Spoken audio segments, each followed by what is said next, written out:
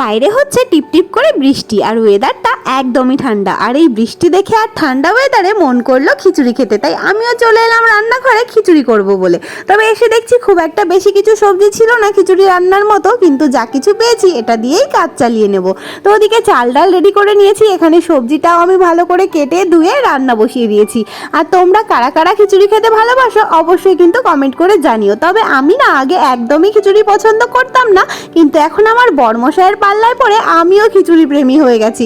বৃষ্টি দেখলেই মনটা খিচুড়ি খেতে চাই। তো এদিকে দেখো আমাদের খিচুড়ি রান্না কমপ্লিট হয়ে গেছে, তবে ভাবলাম খিচুড়ির সঙ্গে একটু পাঁপড় ভাজা হলে কিন্তু মন্দ হয় না।